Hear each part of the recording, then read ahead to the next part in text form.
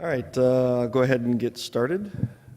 First of all, thank you for attending. Right, there's a lot of options everyone has here at Java 1 during this time slot, and you're here with us, so awesome.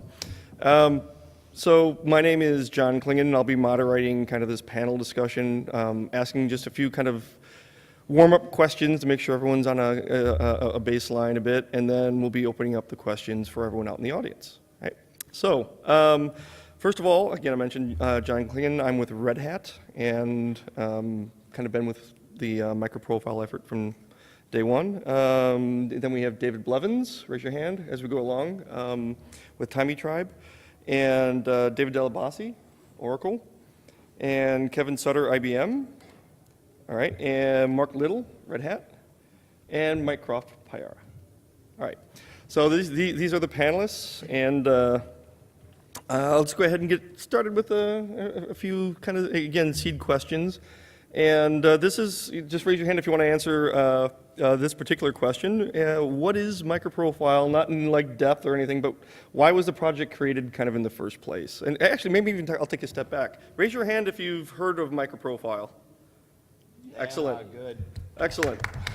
Yes, awesome. Thank you. Anyone want to kind of just do a quick debrief in terms of the foundation of the project and like why we started the project and so on? Sure. I guess I got volunteered. You did. Okay. You're one of the co-leads with John. So. Yep. Yeah, I guess that is one thing. John and I were project leads for the Eclipse project. That doesn't mean that we have any more power than anybody else, but we try to organize some of the activity. So MicroProfile has been around, about 16, 18 months. Started with just an idea with some of the industry leaders on this panel and others in the audience trying to figure out, okay, how are we going to fill in this gap with Java EE and creating microservices in the cloud? Java EE was not moving fast enough. It wasn't filling in those gaps. What can we do? And that's where the idea of MicroProfile came up. We first presented it, 2016, and now, in 2017, at this point, we've had our third release, and I don't know if that's another one of your seed questions, so I won't go into a lot of detail there. But we are generating some momentum. It's been a very good conference today, or this week, and we're looking forward to the interaction with the group here. Anybody else want to add anything to the history? No, I think that's good. You covered it. So. All right. Sorry, I forgot to put on my MicroProfile hoodie, just so everyone can send it. Okay. The marketing people told me I had to do this. Okay, so just kidding. All right, so we had an announcement this Java 1, so does somebody maybe want to talk about what did we introduce this Java 1 in terms of MicroProfile? I have one particular spec that we can actually take a little spec, I think, because otherwise there's too many.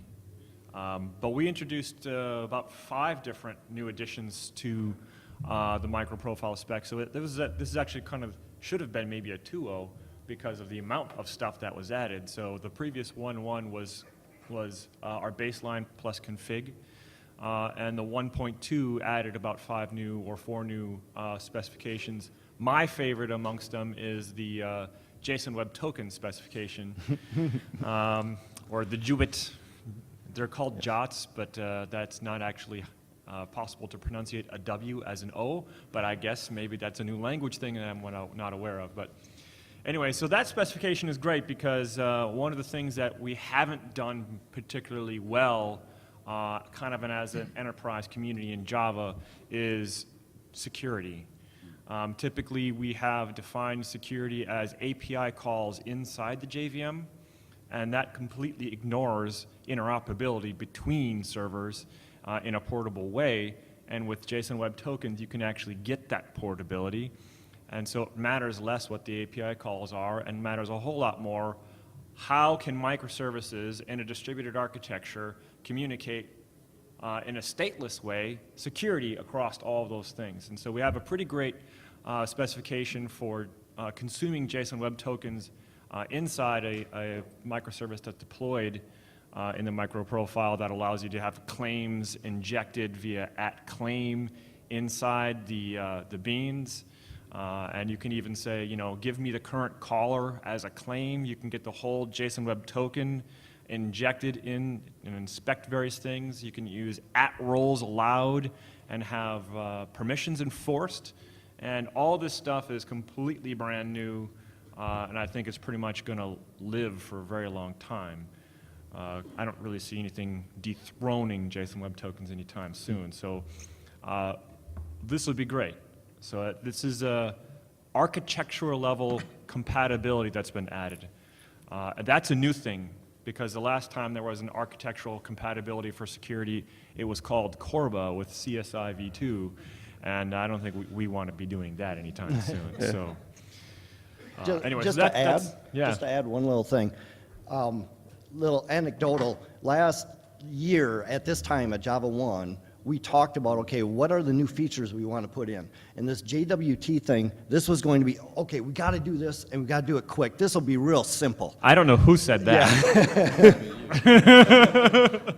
And it took a collaborative effort. I mean, we got, I know Red Hat team was driving it, but we got input from a lot of different teams, and what we finally produced is very good. Yeah, I think the interesting thing is the way that developed.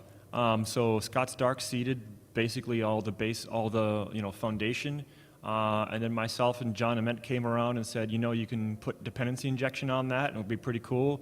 And then it took on like a whole nother level, and the spec went, a couple iterations after that. We had people get involved off of Twitter. So Henrik Ebers, he followed a tweet where I said, hey, what do you think about having a dependency injection for claims in a JSON Web Token? And suddenly he's on the mailing list, and he submits a PR that day, which is pretty cool. And it got merged, of course, because that's the way it is. And now his code is released here at Java 1. So that's an example of how quick things move on that side of the fence. So it's pretty neat. I won't go into as much detail as David's just done. Sorry. No. Don't get me wrong. All right. So time-wise, one of the other things that we've added to this release is fault tolerance. So starting to standardize things like circuit breakers, etc., that people have been using in other technologies. Okay, I'll also mention one other unique thing we talked about with MicroProfile 1.1, that it was kind of a minor release, and we had config 1.0. And config by itself is a very positive addition.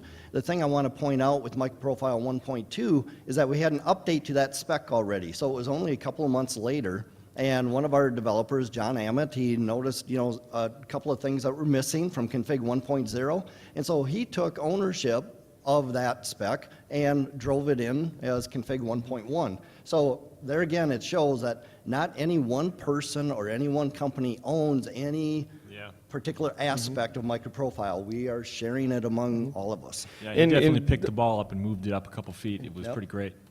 I was just going to mention that John Ament isn't one of the employed by any of the big Java EE vendors, right? He's kind of just one of the folks that kind of out in the crowd that decided that he was going to go off and build kind of his own implementation, right? So it's really cool. He was here at Java 1 last year, and I think he got kind of fired up. And this year he wasn't able to make it, but yeah, he sent another person from his team. He was kind of generous like that.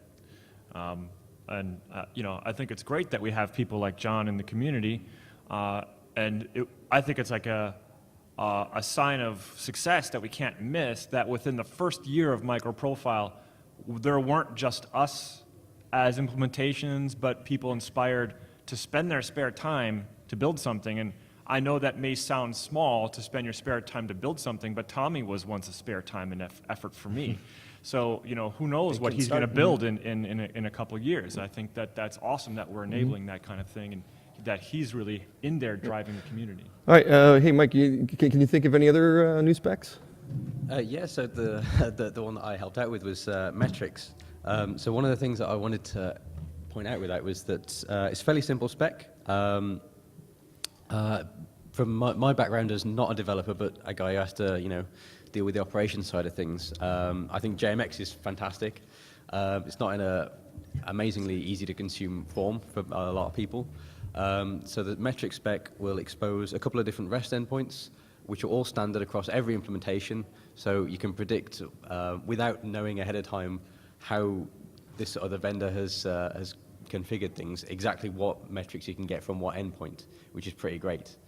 But yeah, just to echo the comments that we've had before, the biggest thing that struck me about it was that I saw that metrics had already kind of started going, and took a look at it, from my non-developer background and thought, you know what, I've got opinions. So I just kind of dived in and said, hello, I'm going to be here now. And I was pretty welcomed by, people from Red Hat and IBM. And it was a lot of fun, kind of talking about my own experience from working with different customers who've had different requirements. And, obviously you feel really, really listened to. I've found that the community itself and the people working on it have been really, really accepting of someone who's not quite so technical as the rest. So it's been good. I wouldn't describe you as not technical. No. You might be selling yourself short on that one. Yeah. That's my get out of jail free card. No, Okay. that's my claim. You can't take my claim. Yeah. Did we get one last one? Or? Yeah, health check. So that was the final piece. We had 5 new additions to MicroProfile 1.2. So health check is just a very simple, are you alive Right. type of check. But it's, okay, I almost said standardized. It's not standard yet. But it is, spec'd out so that anyone who is implementing this, it would be consistent across all of the implementations. Yeah, and I guess I want to point out one little aspect that might be missed. Health check enables people who are not microprofile implementations to interoperate with us. So we're reaching out and touching cloud environments and saying, here's how you standardly get something from a microprofile implementation. The JWT is the same. We're not the one producing the JWT. It's going to be API gateways and things like that, Keycloak and various things. And so that's another example where we're integrating with standard cloud, tech. And so is health. I mean, we aren't the one aggregating the health data. So we're really directly and deliberately integrating with various aspects of cloud, which is something that can't be missed. We're not just creating in our space. We're connecting to outside our space. All right, so I'm going to switch gears here a little bit and now talk about Java EE8. And this is an opportunity perhaps for David to talk to us about what's new in Java, EE8, and then we can kind of bring it all together a little bit. Yeah, so first, I just want to show you this. This is the Oracle Safe Harbor statement slide. So as you know, we have released the Java EE8 21st of September, so a few days ago. One of the things that we did in Java EE8 is basically the alignment with Java EE8. So wherever we can, we have updated the API to leverage the new stuff that we had in AC8, like some basic stuff. GPA now support date and time API. GSF also support date and time API. Now we also did quite a few nice things regarding, for example, completion stage API. I think so that concurrent thing that gives you the ability to have async task execution. In JAX-RS now we have a reactive async invoker that allows you to basically compose multiple services invocation in a very specific fashion, and all of that in an async fashion. CDI2. So CDI2 has now the support for asynchronous event. And guess what? Asynchronous events of CDI2 also support the completion stage API of Java EE8. So basically, wherever we can, we have updated the spec to make sure that Java EE8 can be leveraged. Now, something which we have done, which is also quite nice, is we have basically fixed the JSON support that we started to introduce in Java EE7. So in Java EE7 we have this JSON P1.0 API, which is quite nice, but it was not complete. Now with that new JSON B API, so we have a complete end-to-end binding story for JSON. So that's something which is also very welcome. Something else is Servlet 4. Servlet 4, not a lot, I mean from the outside, not a lot of new stuff, but under the hood, Servlet 4 brings HTTP2 support to the platform. So that's something that I think is very nice and something that will hold use over time. And I mean, so that's basically some of the things that we have done. I forgot to mention, so you've talked about GWT. In Java EE 8, we have also added a new security API. So basically, we're trying to finally simplify how you can apply security concern in a Java EE application. So that's the first step, but I think that's a welcome step in that direction. Right, awesome. So then, to kind of bring it all together, and this is an open-ended question to anybody. How might MicroProfile accelerate the adoption of Java EE 8? Because that's the kind of the title of the panel, so or the session. So I'm very interested in what people's thoughts are there. I'll jump in first. So I think one of the things that we were pushing very heavily when we kicked off MicroProfile was that the perception that app servers in general are not conducive to building microservices is it's not really accurate. We've had very lightweight app servers from a number of vendors over the years, and you don't actually need to strip down your monolithic application server to get a runtime that actually is quite small. A lot of app server vendors produce application servers that were, let's say, EE7 compliant, that were pretty nimble, really boot fast, very small memory footprint. I think with EE8, we should see exactly the same thing, and I would like to believe that MicroProfile, 1.3, 1.4, whatever, will start to address EE8 support, pull in some of the newer features that David's just talked about, and drive EE8 adoption. Maybe not necessarily explicitly. People hopefully will start to deploy MicroProfile, let's say 1.4 compatible applications, and just not necessarily need to know they're running EE8 an app server underneath the covers. I think that's a really good thing for MicroProfile and a really good thing for Java EE. I guess I would add that it probably would be a bit of time before we see obviously with EE4J another major revision. We'll be doing a lot of transitioning of stuff, and as that happens, we'll be still doing releases of MicroProfile.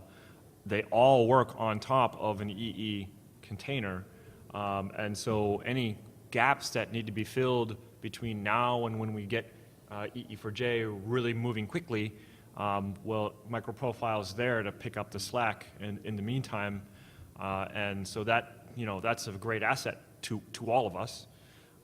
And so I think that can't be missed.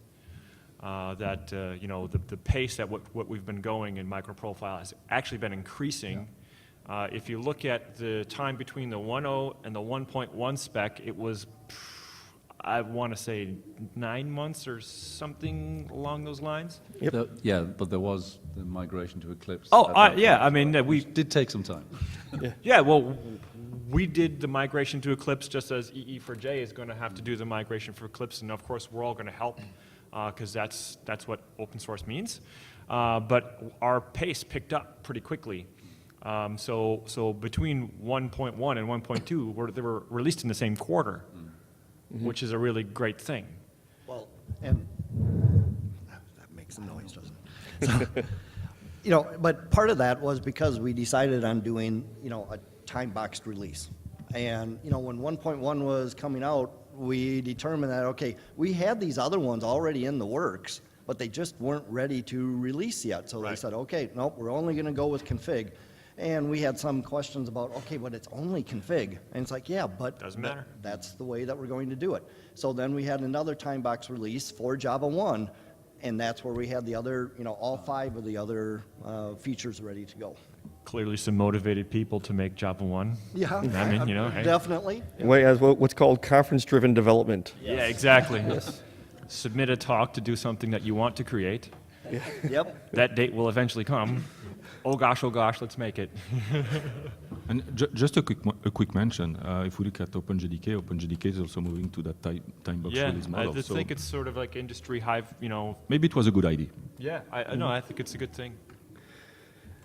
Yeah, one of the neat things that we should, begin thinking about is since everyone kind of has these time box releases, and is actually trying to align what we do with, eventually with EE4J and with MicroProfile, along with what's happening with Java SE, right? And see if we can begin kind of lining up the features up the stack to take advantage of the things that are happening lower in the stack. I think that would be a really neat thing for us to be able to do. And with time box releases, I think it'll make us more able to do that. Yeah, I would say to make that point even louder, EE8 is Java SE8. So that's a whole major Java revision behind. Obviously, there was no real other choice because it was difficult to develop EE8 on top of SE9 because things were kind of in flux. But with basically 6-month releases of SE, there's no reason that we would be even more than 6 months behind that. I can see us being 6 months behind that, but wouldn't be like a whole year behind that. All right, let's see. Sorry, quick time check here. Okay. So here's another question. How may EE4J and MicroProfile, both being Eclipse projects, align in the future?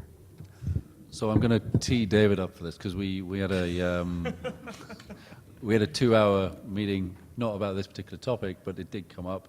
There was a few people expressed how Ambiguous reference. they expressed how they thought MicroProfile and EE4J should come together, if at all.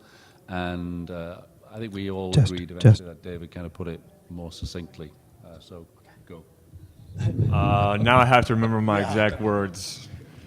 Well, I guess I would see that ideally, in my perspective, and I guess some other people think the same, and we'll see once we talk about it in the list. But I kind of would like to see MicroProfile come under the EE4J umbrella, kind of as the innovative edge, where we can incubate and experiment with some good ideas, and then have that continue to be kind of the innovative engine it's being right now, but inside the EE4J umbrella.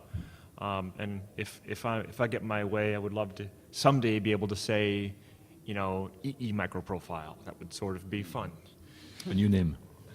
Yeah, exactly. So that would be really cool. I think that would be like, I would be dying to tweet that the day that if it might someday become real.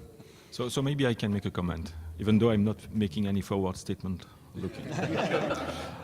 So if we look today, we basically have two things. So we have Java EE8, which was just released, and we have MicroProfile. So you already have multiple release, and we are just starting to work on that EE4J migration. So we know that you have gone through that exercise. So we know that it's not a simple exercise to move such a project because it's a very large project to the Eclipse Foundation. So I think that short term we really have to focus on those two. I mean, Java EE8 and MicroProfile. And hopefully over time, there will be some convergence between the two. But let's not anticipate that too much and already talking now about that convergence. I think it's a bit too early. I would also add that, ultimately once EE4J is out there, this is something that we would discuss with both communities. This is not something that Red Hat, Oracle, IBM, or whoever is going to decide. This is something that the communities have to decide. And if the communities decide they want to keep the status quo, two completely separate projects, then that's how we're going to do it. Yeah, I'll state that I'm speaking for myself, and I'm historically very excitable. So, take that. But the fact that both projects will be under the Eclipse Foundation, will greatly simplify those discussions and that potential convergence. Yeah, I guess, just to clarify, because, people in the audience may not know, currently MicroProfile is under a different top-level project. We're under the technology project in Eclipse. And for EE4J, we are establishing a new top-level project called EE4J. So currently they would be in separate projects, and that's why the discussion, the discussion would have to happen eventually. Are we going to move them under the same project, or are we going to keep them separate? So something down the road. And that's where we love to hear feedback on anything, right? New specs, process things. How do we develop, release cycles going forward? Anything that has to do with, moving the, enterprise Java EE forward, right? EE4J forward is like really good feedback, right? We really want to do that. Oh, something we forgot to mention, we also have an EE4J community mailing list. right, in the Eclipse Foundation. So go to the Eclipse Foundation and join the EE4J community alias, and just if you want to catch up, it's not that deep in terms because it was just set up. You can get caught up really quickly, and then just contribute. Right? Now, are there any questions from folks in the audience? Raise your hands, and I can bring around a mic. If you have any easy questions, tough questions.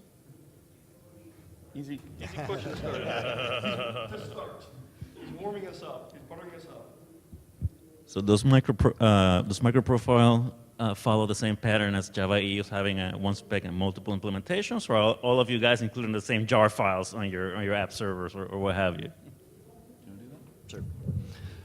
So, no, we each have our own implementations. So, in MicroProfile, we are defining a spec, a specification, an API, and a TCK. The implementations, we do not define a reference implementation. There may be some sample implementations created, but there's no reference implementation. Each of the vendors create their own implementation of the specifications. But there isn't anything to prevent multiple vendors collaborating on the same bit of code that then gets deployed into their compliant implementation. So we just didn't mandate it. We kind of good open source practice, let the communities decide what they want to do. Yeah, like for example, Hammock is probably going to share the same config API implementation that Tommy does. Just because John is a very big Apache guy, and so are we, so we're doing the implementation over there, and then he'll consume it in Hammock, we'll consume it in Tommy, and so there's nothing preventing sharing, but it's not mandated. Now you got a complex question? Yeah. Now that you buttered us up, yeah. Okay, so any other questions? Raise your hand. So I think from the perspective of accelerating the adoption perspective, so currently all EE, like the installation or implementation that is out there, like the actual production application that are out there, how is there any plan to basically provide some type of like a conversion or some type of way of enabling your existing application to go on the microservice architecture type scenario that can use either MicroProfile or the EE4J? Well, I'll make it a simple answer, and I'm sure it's probably similar for everybody. We don't plan to have a separate EE Tommy and a separate MicroProfile Tommy putting everything together. And so you have access to the standard EE stuff, plus you can get additional MicroProfile APIs there ready to use should you want them. So you don't really have to install anything more in order to do that. And of course, everybody will probably do things differently. But that's how we've decided to incorporate both EE and MicroProfile in the same box, because they do complement each other. They're not conflicting in any way. So MicroProfile technologies are, in addition to a lot of the EE stuff. Now, MicroProfile mandates only a few things, but there's nothing stopping you from putting more things in the box. And so that's the way we've attempted to do it. I don't know if you guys want to give your perspectives on how you enable people to use both. So, we have a project called Wildfly Swarm, soon to be product called Wildfly Swarm, which is our MicroProfile compliant implementation. It's based on Wildfly, our app server, and at least at the moment, it's essentially you take your full EE application server and you can pair it back using various tools that ship with Swarm to get just the bare minimum. I don't think we coined this term, but we call it right-sizing the app server. But because it's compliant with MicroProfile, or has compliant configurations for MicroProfile, we can guarantee that you can still, port your application from, from our implementation to, the Tomitribe implementation, or even to the IBM implementation. But I did want to ask, I wondered whether your question was more about how, if you're starting with an application server, a full Java EE application server, do you start down the journey to right-size your deployment to only have those things in it that you need for the business logic? I don't know if that was the question. Yeah, I think my question more was from the existing. So the existing application that already has the EE spec, like you have JSP, you have EJBs, MDBs, and all those things. How do you map those into a microprofile or EEJ? Like, is there any type of recommended way or some type of conversion or analysis tool or something that can be used to create that migration path? So if I have an application, I wanted to go more on that path, what's the path towards that? Well, first of all, I'd say you don't necessarily have to buy into microservices. Not everything has to be a microservice. If you've got a Java EE application that is running really well for you today, why would you want to change that? So just because lots of other people are saying you should use microservices doesn't actually mean that you need to use microservices. If you do decide to go down that route, currently, in MicroProfile, I don't think we have any best practices or recommendations. That's certainly something that I think, certainly in the meeting we were talking about earlier, we probably need to start thinking about.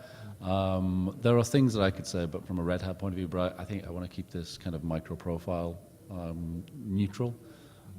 So no, I think at the moment. And I guess I would just stress again, I think the mapping concept is maybe, you don't have to change anything. You just, I know you want to stay generic, but it's hard to answer the question. So like, if you're a Tommy user, you just keep upgrading, and you will eventually start getting more and more MicroProfile stuff. You don't have to change or map or modify your app. Just there's eventually going to be more and more things for you to use. So there's no rip and replace. It's just keep going down the EE path, and more MicroProfile things will start to show up in the same binary. And you don't have to do anything if you don't want to, or you can start using the stuff if you'd like. Just one thing to add, though, is that we made the decision quite early on, was that MicroProfile was going to be from JDK 8. So I hope you're not still on JDK 7. But if you are, you would need to move to JDK 8. Yeah, that would be a very good call out.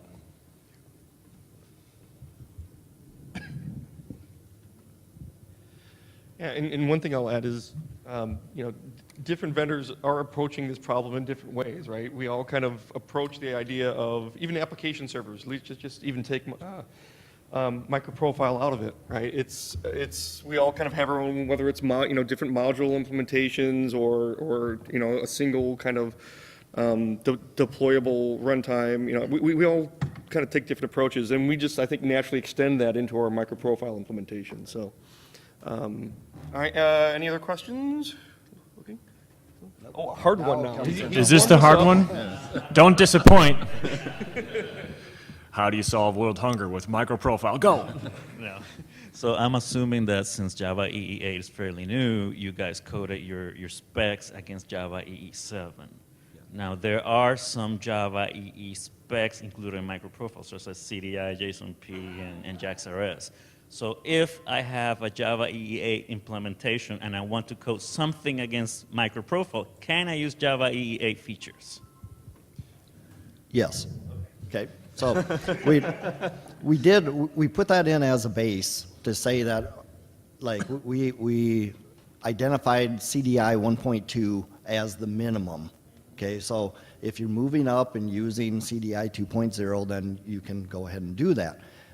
But all of our implementations and relationship among all the features, maybe there's some aspects of the new features that we want to take advantage of.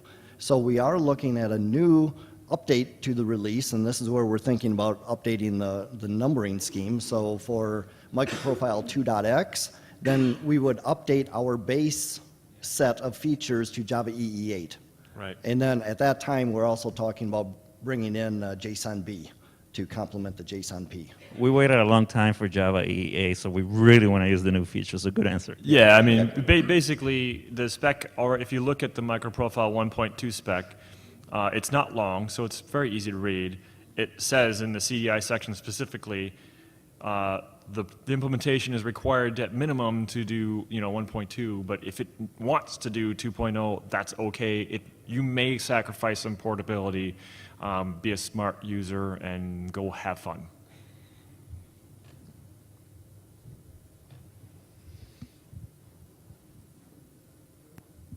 In the upcoming microprofile, is there like standardization over the Uber jars or application servers doing things all differently still? Not at the moment. No, not at the moment. We all have our own different approaches to, how you create your Uber jar. Yeah. And I don't, well, I mean, maybe we might get together and try and standardize some aspects of that at some point, but I don't think it's a critical thing at this stage. Yeah, I would simply say that when we started the conference application, it's kind of a reference architecture, and for those who aren't familiar with it, basically, we got started and we said, let's do a sample app, and then we stopped ourselves dead in the tracks and said, wait, how can you have a microservice architecture with one app? So we had 4 microservices, and they deploy on all the servers, and they all have UberJar in it. Everyone's UberJar started out with different flags, on how to configure the ports, but they kind of have started to become a little bit more lined up, I guess.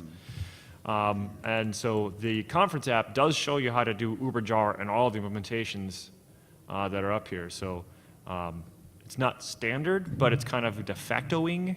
It's becoming a little kind of de facto-ish possible to do with everybody. On a related note, there was a suggestion by John Ammond. He's quite busy.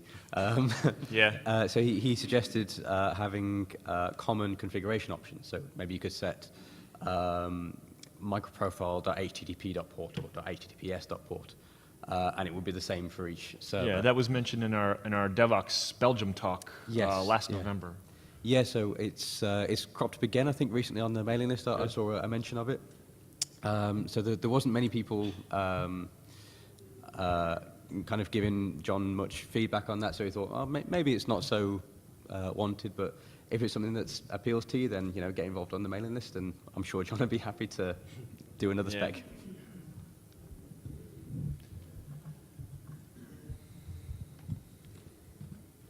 Thanks. Yeah, you are referring to MicroProfile basically as kind of a standard, let's put it that way, for doing microservices, right? But so you started at the bare minimum, and now you are starting to add more and more stuff to that, right? Which is fair. But at some point, the MicroProfile itself might not be exactly micro anymore, right? So is there any plan to also then make things like optional in the future, or is there some point where you say, okay, now we have to stop here, or because it's not really micro? I don't know. So one clarification is that the microprofile, the micro part was meant for microservices. So it could grow. But the other thing, even though we are defining microprofile releases, each of the features that feed into that are independent. So if a given implementation does not want to, for whatever reason, they don't want to implement the full MicroProfile 1.2 or 1.3, they could pick the individual features that they want to implement. So, if there is, size concerns or resource concerns, whatever it is, in order to provide that capability, you could subdivide the full MicroProfile release. And, we're not requiring any particular implementation that has to move up to the next release. So, you can have a MicroProfile compliant 1.0 implementation and stick at 1.0 if that's what you like, or 1.1. You don't have to move to 1.2 or 1.3 or 1.4. It's not like a software release where you don't get support for the previous version once the new version comes out. And one thing I would like to see, I've talked about this on the mailing list a few times, but maybe it's a little bit too complex at this stage. I actually think some kind of tree-like model for how releases branch off each other might be more applicable than the linear approach we're currently doing, but you've got to start somewhere. So I think it's not necessarily the fact that MicroProfile, as we add more and more things, will require more and more components to be in the, you know, the stack as you actually implement it. So I actually have a question. Can't hear. Yeah. Testing, 1, 2, testing. Oh, Trying to use this one. yeah, okay. So here's, I got on my tiptoes. Okay, so it kind of came up a couple of times now about standards, right? And the industry kind of, perceives the JCP as a standards organization. So maybe this is a question, it's a question for everyone, but maybe I'll kind of start out with David. Is with EE4J and the Eclipse Foundation, do we kind of, is that, do you think, considered a standard, or how, well, yeah, maybe let's leave it at that. Should people consider this to be a standard, or what? And then other people can pipe in as well. Well, it's not simple to answer, but one of the reasons why we have moved, why we have decided to move Java EE development to an open source foundation, namely the Eclipse Foundation, is that we want to solve that release issue. I mean, Java EE is too slow to get updated, so that was an issue. So we hope to solve that when EE4J will be there. So it really depends what you mean by a standard, but at the end of the day, we would like to have something that is widely used, so that's why we need to have some common agreement on what is being used. How we reach to that agreement still has to be decided, to be discussed to me. I'd say, the Eclipse Foundation, Apache Foundation, and others are not what you might call official standards bodies like W3C, OASIS, IETF, and I don't think they should be. I think this is one of the problems that the JCP kind of got into, and David's hinted at it. You shouldn't try and do innovation within a standards organization. A standards organization is for standardizing things that have innovated and have been deployed, and people want to have portability or interoperability. Keep them separate. So, if EE4J does really, really well, and the community, including vendors, believe there's some reason to standardize all of it or parts of it, then maybe we take it to OASIS or IETF or spin up a completely new standards body. But I honestly think that's a secondary thing. These days with open source, open standards tend to be good enough for a lot of people. An open standard is not something that goes through OASIS. It's something that's just it's just De facto used standard. so widely. Yeah. De facto, that's the, Yeah. Yeah, and that's one of the reasons when we, when MicroProfile was founded, it was never really considered by the founders to be a standard per se, because the idea was innovate and then submit, to the JCP, right, which we did with config, and now with it kind of beginning to move into Java EE moving into the Eclipse Foundation.